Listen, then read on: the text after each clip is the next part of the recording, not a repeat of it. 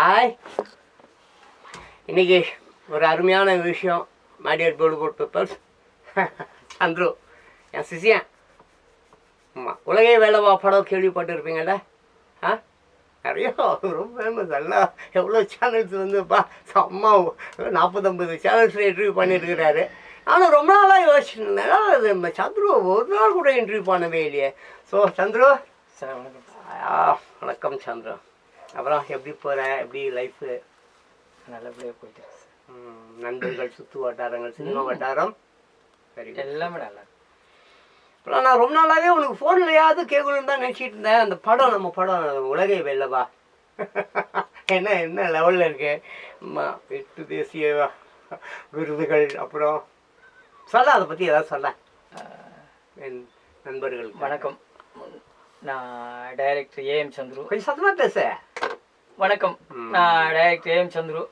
உலகை வெல்லவான்ட்டு ஒரு படம் பண்ணுறோம். அதோட வேலைகள் வந்துட்டு கொஞ்ச நாளாக அப்படியே சைலண்ட்டாக இருந்தது. இப்போ அதோட வேலைகள் மறுபடியும் ஆரம்பிச்சிருக்கோம். நம்மளுடைய படத்தினுடைய கதைக்களமே சவாலில் இருக்குது. அதனால தான் கொஞ்சம் டிலே ஆகிட்டு இருக்குது. சவால்னா சாதாரண சவால் இல்லை. ஆமாம், எனக்கு அந்த ஒரு முக்கியமான விஷயம் ஒன்று இருக்குது சந்திரா. இந்த கலைஞர் சிலை, ஆமாம், அப்புறம் வந்து ஸ்டாலின் அவர்கள், ரஜினி அவர்கள், கமல் அவர்கள் ஃபோட்டோவை நடிக்க வைத்து தேசிய அவார்டுகள் வாங்கி தருவேன், அந்த மாதிரி ஒரு சவால் ஒன்று இருக்குது. அதை பற்றி சொல்கிறேன். அதை பற்றி சொல்லணும்னா சவால் விட்டுட்டு சவால்லாம் விடு, சவாலாக விடு. நம்ம உலகை வெல்லவா படத்தில் வந்துட்டு நம்ம கலைஞர் சிலை, முதல்வர் photo, Rajinikanth sir, Kamalhaasan sir ஃபோட்டோவை நடிக்க வைத்து 8 தேசிய விருது வாங்கி தருவேன் சவால். இது கதைக்களமாகவே இருக்குது. அந்த கதைக்களத்துக்குள்ளே இந்த சவால் வரும். கதைக்களம் மீன்ஸ் வாட்னா அது ஒன் லைனோ இல்லைன்னா கொஞ்சம் அது புரியல, எனக்கு புரியலம்மா, கொஞ்சம் சொல்லுமா. அந்த படத்துக்குள்ளே இருக்கிற சவால் சொல்லிடுறேன். அந்த சவாலும் கதைக்களமும் ரெண்டும் ஒன்றா இருக்குது. தமிழ் சினிமாவிற்கும் சவால், இந்திய சினிமாவிற்கும் சவால், நம் தமிழ் சினிமாவில் இருக்கும் ஒட்டுமொத்த நடிகர்களுக்கும் சவால். கலைஞர் சிலையை நடிக்க வைத்தும், முதல்வர் ஸ்டாலின் ஐயாவுடைய போட்டோவை நடிக்க வைத்தும், ரஜினிகாந்த் சார், கமலஹாசன் சார் போட்டோவை நடிக்க வைத்தும் 8 தேசிய விருது வாங்கி தருவேன். அப்படி அந்த படத்துக்கு 8 தேசிய விருது வாங்கி கொடுத்த Rajini sir, Kamal sir, Vijay sir, Ajith sir இந்த உலகை வெல்லவா படத்தில் பார்வையற்றவர்களுக்காக 1 மணி நேரம் சம்பளம் இல்லாமல் நடிக்க தயாரா. இப்போ நான் சவால் விட்டேன் இல்லையா, இந்த சவால் தான் படத்துக்குள்ளேயே கதைக்களமாக இருக்குது. நான் தமிழ் சினிமா நடிகர்களுக்கு, தமிழ் சினிமாவுக்கு ஒரு சவால் விடுறேன். கலைஞர் சிலையை நடிக்க வச்சு 8 தேசிய விருது வாங்கி தரேன். அப்படி அந்த படத்துக்கு 8 தேசிய விருது வாங்கி கொடுத்தா ரஜினி, கமல், விஜய், அஜித் இந்த உலகை வெல்லவா படத்தில் பார்வையற்றவங்களுக்காக 1 மணி நேரம் சம்பளம் இல்லாமல் நடிக்க தயாராக. ஃபர்ஸ்ட் சீன்லேயே நம்ம உலகை வெல்லவா படத்தில் நான் சவால் பெறேன். இந்த சவாலுக்கு இன்னொரு நடிகர் என்னை கூப்பிட்டு வச்சு பேசுகிறாங்க. படத்தினுடைய கதைக்களம் நான் அப்படி தான் உருவாக்கியிருக்கேன். ஒரு நடிகர் சார் வெயிட் பண்ணுங்க, அதை டீட்டெயில் சொல்லிடுறேன். நான் கதையோட களம் இல்லையா. நான் முதல்ல சவால் வர்றேன். இன்னொரு நடிகர் என்னை கூப்பிட்டு வச்சு பேசுகிறாங்க. சந்துரு டைரக்டர், நீ 8 தேசிய விருது 10 தேசிய விருதெல்லாம் வாங்கி தர வேணாம். நீ ஒரே ஒரு ஷார்ட் ஃபிலிம் பண்ணி நம்ம முதல்வர் ஐயா கிட்ட ₹1 அன்பளிப்பு வாங்கிட்டு வா. அதுக்கு பிறகு நான் இந்த படத்தில் பார்வையற்றவங்களுக்காக 10 நாள் சம்பளம் இல்லாமல் நடிக்கிறேன்ட்டு ஒரு நடிகர் சவால் பெறுறாங்க. அந்த சவாலில் ஜெயிக்கிறதுக்காக படத்துக்குள்ளேயே நாங்கள் ஒரு 4-5 ஷார்ட் ஃபிலிம் பண்ணி முதல்வர் ஐயா கிட்ட, நம்ம முதல்வர் ஸ்டாலின் ஐயா கிட்ட அன்பளிப்பு வாங்குற மாதிரி நான் கதைக்களத்தை உருவாக்கியிருக்கேன். படத்துக்குள்ளே வந்து ஒரு 20-30 பார்வையற்றவங்களுக்கு ரியலாக மறுவாழ்வுலாம் கட்டி குடியாத்துற மாதிரி கதைக்களமெல்லாம் நான் உருவாக்கி வச்சிருக்கேன். இப்போது ஒரு நிமிஷம் சந்திரன். இப்போ ஆக மொத்தம் இப்போ இந்த உதவிகள் பண்ணுறது, அவங்களை வைத்து இயக்குகிறீர்களே, அதுதான் படமே. ஆமாம். ஓ, ஐ சி. ஆமாம் சார். ஓஹோ. நான் இந்த படத்துல வந்து கலைஞர் ஐயாவுக்கு எப்படியெல்லாம் நாங்கள் சிலை செதுக்க போறோம், அது ரியலா என்னெல்லாம் இப்ப பண்றீங்களோ அந்த சவால், அவரு உங்களுக்கு விட்ட சவால், திருப்பி வந்து நீங்க இந்த கலைஞர் அந்த போட்டோ இந்த மாதிரி விஷயம் எல்லாம் வந்து அப்படியே ஷூட் பண்ண அந்த பிக்சர் ஐசியே அப்படியே பிலிமுக்குள்ள கொண்டு வரும். ரியல் அதுதான் களம். ஏன்னா நீங்க கதை சொல்றது இதுதான்.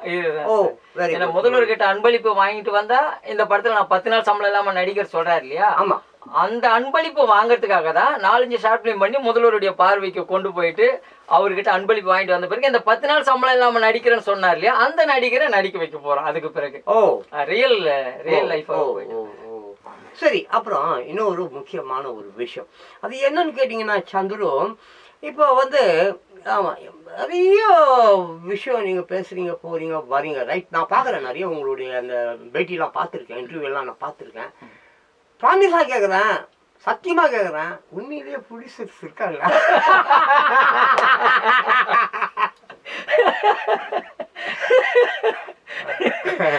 என்னுடைய குரு அழகான ஒரு கேள்வி கேட்டிருக்காரு. ப்ரொடியூசர் இருக்காங்க, 4-5 ப்ரொடியூசர் இருக்காங்க. எல்லாருக்குமே ஒரு அக்ரிமெண்ட் இருக்கு. ப்ரொடியூசருங்களுக்கு எல்லாருக்குமே ஒரு அவங்கள பத்தி சொல்லுங்க. அப்படி ப்ரொடியூசர் எல்லாருமே தங்கமான மனிதர்கள். இந்த படத்துல ஒரு 5-6 அட்வொகேட். ஏற்கனவே படம் பண்ணவங்களா? இல்ல இல்ல, எல்லாமே ஃப்ரெஷ்ஷு. ஓ, ஏன்னா இந்த படத்துக்குள்ள ப்ரொடியூசருங்களுக்கும் எல்லாருக்குமே ஒரு அக்ரிமெண்ட் இருக்கு. அந்த அக்ரிமெண்ட் பேஸ்ல தான் படத்துக்குள்ள கொண்டு வரோம். நம்ம அக்ரிமெண்ட்னா புரியல. எல்லாருக்குமே ஒரு அக்ரிமெண்ட் இருக்கு. இந்த படத்துக்குள்ள வந்து நடிகர்களுக்கும் அக்ரிமெண்ட் இருக்கு, ப்ரொடியூசருக்கும் அக்ரிமெண்ட் இருக்குது. அந்த அக்ரிமெண்ட் வந்துட்டு படத்துக்குள்ளேயே கதையின் களமா ட்ராவல் ஆகும். இந்த படத்துக்கு நீங்கள் எவ்வளோ இன்வெஸ்ட்மெண்ட் பண்ணால் நான் ரிட்டன் இந்த படத்தோட வருமானத்திலிருந்து ப்ரொடியூசருங்களுக்கு எவ்வளோ கொடுப்பேன், என்னுடைய சம்பளம் எவ்வளோ, இந்த படத்தில் என்னுடைய சம்பளம் எவ்வளோ, இந்த படத்தில் வர வருமானம் யாருக்கெல்லாம் நம்ம கொடுக்க போகிறோம், அது எல்லாமே படத்துக்குள்ள ஒரு அக்ரிமெண்ட்டாகவே ட்ராவல் ஆகிட்டு இருக்கோம். உண்மை சம்பவம். அக்ரிமெண்ட் ஓப்பன் அக்ரிமெண்ட்டா இல்லை? Open agreement. ப்ரெஸ் மீடியா வச்சுட்டு தான் அந்த அக்ரிமெண்ட்டே பண்ணுவோம். Very good.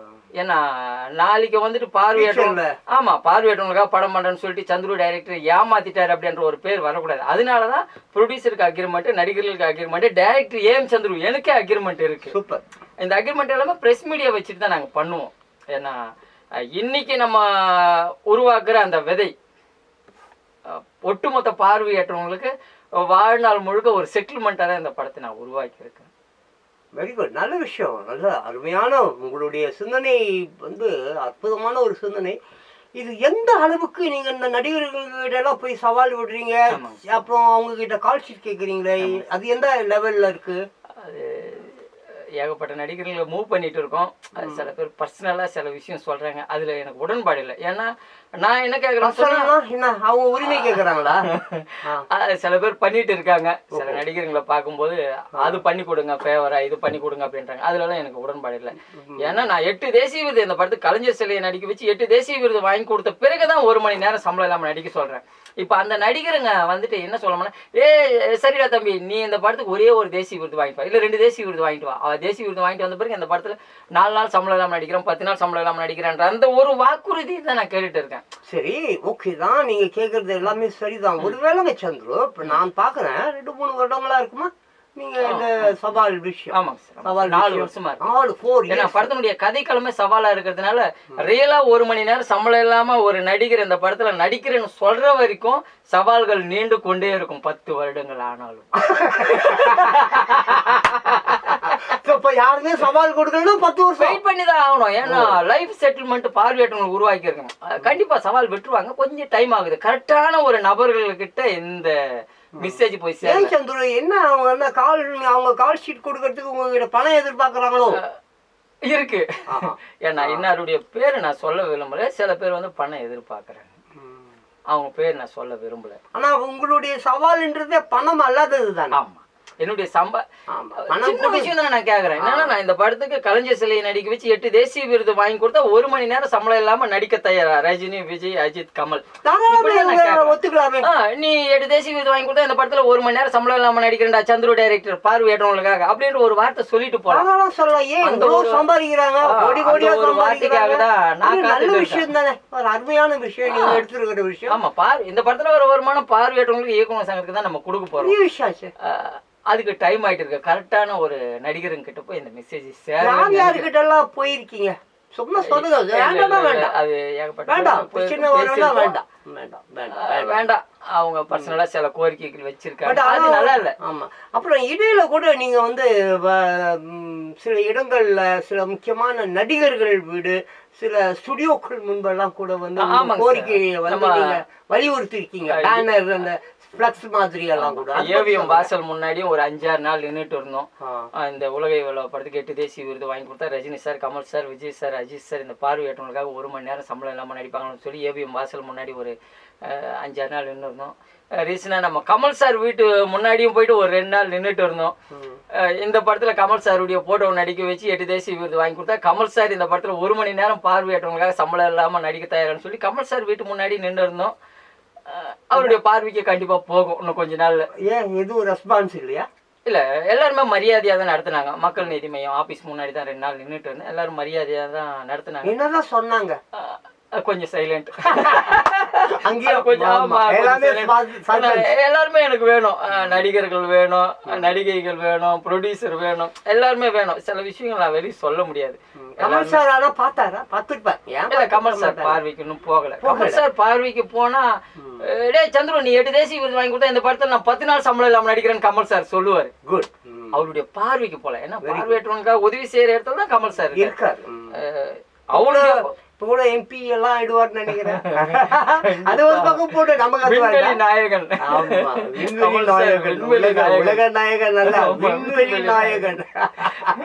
எலான் மஸ்க் அவரோட நண்பரானாலும் ஆயிடுவாங்க. அது வேணாம், நமக்கு எதுக்கு அது வேண்டாம்.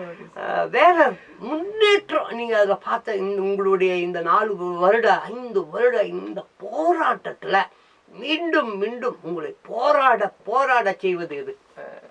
என் கூட இருக்கிற பார்வையற்றவங்க. ஆஹா, மீண்டும் மீண்டும் நான் போராடிட்டே இருக்கேன்னு சொன்னா அதுக்கு என் கூட இருக்கிற பார்வையற்றவங்க. ரொம்ப பார்வையற்றவங்க வீடு இல்லாம வாசல் இல்லாம சாப்பாட்டுக்கெல்லாம் கஷ்டப்பட்டுட்டு இருக்காங்க. எப்படியாச்சும் அந்த உலகை வேலை படம் பண்ணி நம்மளால முடிஞ்ச அளவுக்கு ஒரு 500-1000 பேருக்குன்னா வீடு கட்டி கொடுக்கணும். முடிஞ்ச அளவுக்கு பார்வையற்றவங்க மாட்டு சிகிச்சை பண்ணணும். இதுதான் என் மனசு. Very good. அப்புறம் சவால் சும்மா அள்ளி விடுறீங்களா? 500 கோடி 5000 கோடியா? ஆமா, இந்த உலகை வேலை படம் வந்து பார்ட் 1 பார்ட் 2 பார்ட் 3 அவ்வளோ வந்து இது உங்களுக்கு ஏர்ன் பண்ணி இல்ல சார். இந்த படத்துக்கு 500 கோடி வருமானம் பண்றது ரொம்ப சாதாரண விஷயம். நீங்க 500 கோடி இயக்குனர் சங்கத்துக்கு தருவன்றீங்க, பார்வையாற்றவர்களுக்கு வீடு கட்டி கொடுப்பன்றீங்க, தென் ஆஃப்டர்வர்ஸ் கூட பத்திரிகையாளர்களுக்கு அவர்களுக்கு வேற கொடுக்குறேன்றீங்க. ஆமாங்க சார். இந்த உலகை வேலை படத்துல வர வருமானம் 500 கோடி பத்திரிகையாளர் சங்கத்திற்கும், கண் பார்வை இல்லாதவர்களுக்கும், இயக்குனர் சங்கத்திற்கும், தயாரிப்பாளர் சங்கத்திற்கும், நடிகர் சங்கத்திற்கும், தமிழ் சினிமாவில் இருக்கும் 24 சங்கத்திற்கும், தற்கொலை செய்து கொண்ட விவசாய குடும்பங்களுக்கும், திருநங்கைகளுக்கும் போய் சேரும்.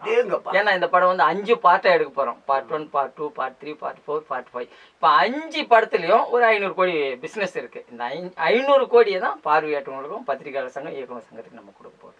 நல்ல விஷயம் தான். ஏதோ ஒரு விஷயம் எனக்கும் அந்த நடிகர்களுக்கு இடையில ஒரு விஷயம் நடந்துட்டு இருக்கு. நான் என்ன கேட்குறேன்னா, நான் 8 தேசிய விருது வாங்கி கொடுத்தா 1 மணி நேரம் சம்பளம் இல்லாமல் நடிக்க தயாரான்னு சொல்லி கேட்டுட்டு இருக்கேன். அவங்க அந்த 1 மணி நேரத்துக்கே ஒரு லாக் ஒன்று வச்சு என்னை சுத்தல்ல விட்டுட்டு இருக்காங்க. இதனால அந்த 1 மணி நேரம் அவங்களுக்கு நடித்து கொடுத்தா என்ன? அதான் கரெக்டான ஒரு நடிகர் கிட்ட போய் என்னுடைய மெசேஜ். சந்துரு, இத்தனைக்கு நீங்க ஏற்கனவே வந்து வாஸ்கோட காமாவா அந்த படம்? ஆமா, வாஸ்கோட காமா மூவில அசோசியேட் டைரக்டரா வர்க் பண்ணிருக்கேன். போக உங்களுக்கு வாட்சி படத்துல நான் அசோசியேட் டைரக்டரா வர்க் பண்ணிருக்கேன். அது போக ஏற்கனவே 10 டைரக்டராவும் சில ஏகப்பட்ட அனுபவம் இருக்கு சினிமாவில் உங்களுக்கு தெரியாத விஷயம் இல்லை. அப்படி இருக்கிறச்ச ஏறக்குறைய இன்னும் சிலரெல்லாம் உங்களுடைய நண்பர்களே கூட, விஷால் அந்த மாதிரி யாரோ சரியா தெரியல, பட் நான் கேள்விப்பட்டிருக்கேன்.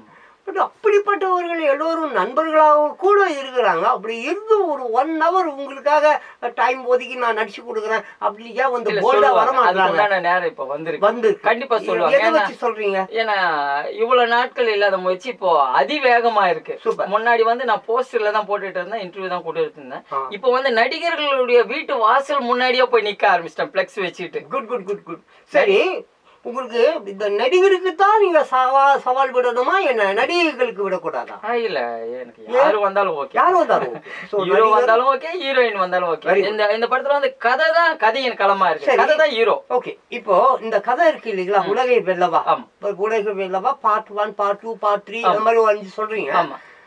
யார் வந்து உங்க அந்த கதை களத்திற்கு அல்லது அந்த கதை கருவிற்கு ஹீரோவோ அல்லது ஹீரோயினா இருந்தா நல்லா இருக்கும் அப்படின்னு நீங்க நினைக்கிறீங்க? இல்ல, இது ஹீரோயினை பேஸ் பண்ணி இருக்கிற படம் இல்ல. இது ஹீரோ கதை தான் ஹீரோ.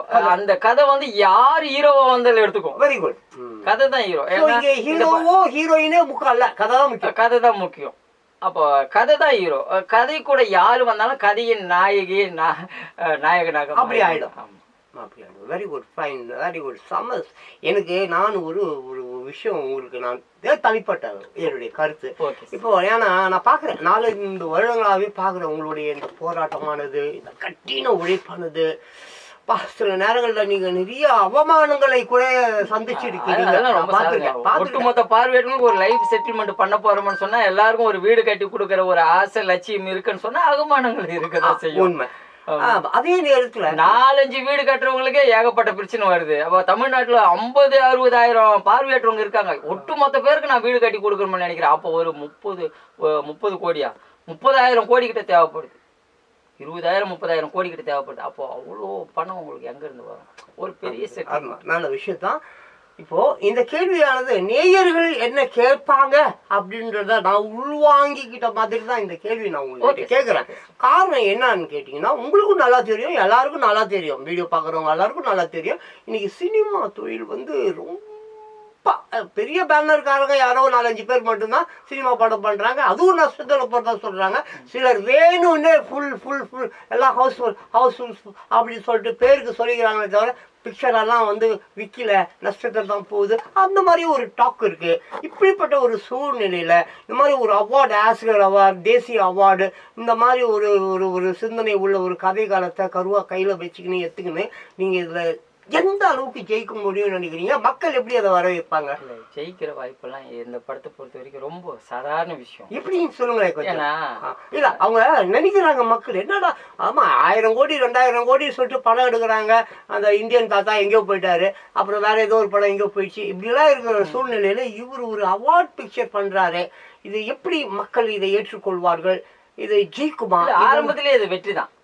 உலகத்திலேயே ஆரம்பத்திலேயே இது வெற்றி தான். ஏன்னா உலகத்திலேயே முதல் முறையா கண் பார்வை இல்லாதவர்களுக்கும் தமிழ் சினிமாவில் இருக்கிற 24 சங்கத்திற்காக முதல்ல படம் பண்றது நானு தான். அவங்களுக்கு அங்கேயே வெற்றி ஆரம்பிச்சிருக்கு. அது மட்டும் இல்லாம பார்வையற்றவங்க சில பேருக்கு நம்ம மாட்டு சிகிச்சை பண்றோம். இந்த படத்துல பார்வையற்றவங்க சில பேருக்கு வீடு கட்டி கொடுக்குறோம், மறுவாழ்வு இல்லமும் பார்வையற்றவங்க கட்டி கொடுக்குறோம். அப்போ அங்கிருந்து உங்களுக்கு சக்சஸ் ஆரம்பிச்சிருது. இந்த படத்துக்கு வந்து ஒரு ஆடியோ லான்ச் கூப்பிட்டா கூட ஏதாச்சும் ஒரு நடிகர் வந்து கண்டிப்பா ப்ரொமோஷன் பண்ணி கொடுப்பாங்க. ஏன்னா பார்வையற்றவங்களுக்காக ஒரு படம் பண்ணுறோம், அவங்களுக்கு வீடு கட்டி கொடுக்குறோம் அப்படின்ற ஒரு நல்ல எண்ணத்துலேயும் வந்து ப்ரொமோஷன் கொடுப்பாங்க. அந்த ப்ரொமோஷன் வந்து அந்த மக்களுக்கு ஒரு ஆதரவாக. Very good. அப்புறம் இன்னும் இதே மாதிரி இன்னொரு கேள்வி. இப்போ நம்ம ரஜினி சார் எடுத்துட்டிங்கனாக்கா அருணாச்சலம்னு ஒரு படம், அது வந்து அந்த பாதிக்கப்பட்ட ஏதோ அந்த தொழிலாளர்கள், சினிமா தொழிலாளர்களுக்காக அந்த படம் பண்ணி கொடுத்ததாக நான் படிச்சிருக்கேன். அது உண்மையா பொய்யான்னு தெரியாது. இது மாதிரி நிறைய பேர் எம்ஜிஆர்லாம் செஞ்சு கொடுத்துருக்காங்க. நிறைய பேர் வந்து நிறைய சூழ்நிலைகளில் வந்து கலைஞர்களுக்காக, சினிமா தொழிலாளர்களுக்காக, சினிமாவில் ஜெயித்தவர்கள் அவர்களுக்காக நிறைய பண்ணியிருக்காங்க. நான் படிச்சிருக்கேன், இல்லைன்னுலாம் சொல்ல முடியாது. இப்போ நீங்களும் அதே மாதிரி தான் முதல் முறை அப்படின்னு சொன்னீங்க, அது எப்படி உண்மைவா? ஆமாங்க சார். பார்வையற்றவங்களுக்காக தமிழ் சினிமாவில் இருக்கிற 24 சங்கத்துக்காகவும் படம் பண்ற முதல் டைரக்டர் நான் தான். Very good. ஏன்னா அந்த படத்துக்குள்ளேயே 8 தேசிய விருது வாங்கி தருவோம்னு சொல்லி சவாலும் விடுறேன் இல்லையா? எல்லாமே உண்மை சம்பவங்களா டிராவல். ரொம்ப நல்ல விஷயம், அருமையான விஷயம். அப்புறம் மறுபடியும் இன்னும் சில கேள்விகள்லாம் இருக்கு. அந்த கேள்விகள் வந்து நான் கேட்பதாக நீங்க நினைக்க வேண்டாம், ஆடியன்ஸ் கேட்குறாங்கன்னு நீங்க வந்து நினைச்சிங்க. ஏன்னா இப்போ விவசாயம் என்பது வந்து முற்றிலும் வந்து உங்களுடைய கதை காலம் விவசாயம் தானே? விவசாயம் இருக்கு கண்டிப்பா. அதுவும் ஒரு அதுவும் மெயின், அதுதான் களம். அதுல வர வருமானத்துக்கு நீங்க வந்து கதையின் களம் வந்து பார்வையற்றவங்களுக்கு அதுல ஒரு பார்ட்டு தான் விவசாயம். ஏன்னா முழுக்க கதையின் களமே பார்வையற்றவங்களுக்காக ஒரு டைரக்டர் ஏஎம் சந்துரு தமிழ் சினிமாவுக்குள்ள வராரு. அந்த டைரக்டர் ஏஎம் சந்துரு நடிகர்களை எப்படி இந்த படத்துக்குள்ள நடிக்க வைக்கலாம்ன்ற ஒரு அந்த பார்வையை வந்து நீங்க தரீங்க. ஆமா, பார்வையற்றவங்களுக்காக ஒரு டைரக்டர் படம் பண்ண வந்தா அந்த பார்வையற்றவங்களுக்கு ஒரு படம் பண்ணும்போது அந்த படத்துக்கு எப்படியெல்லாம் பிசினஸ் கொண்டு போறது, எப்படியெல்லாம் ப்ரொமோஷன் கொண்டு போறதுன்றதுதான் படத்தினுடைய கதைக்களம். ஆனா அதுல ஒரு பாட்டு தான் விவசாயம், திருநங்கைகள்.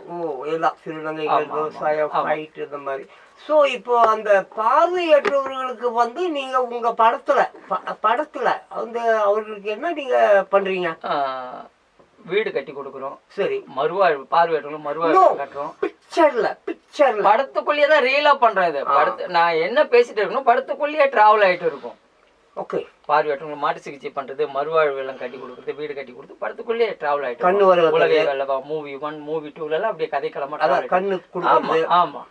ஸோ இப்போ அதுதான் படம், அதுதான் நீங்க சொன்னீங்க, அதாவது பார்ட் 1 பார்ட் 2 பார்ட் 3 அப்படியே. அப்போ உலகை வெல்லவா மூவி 1 இதுக்கும் அதுக்கு சம்பந்தம் எல்லாமே அப்படியே சங்கிலி மாதிரி கோத்துட்டு போயிட்டே இருக்கும்.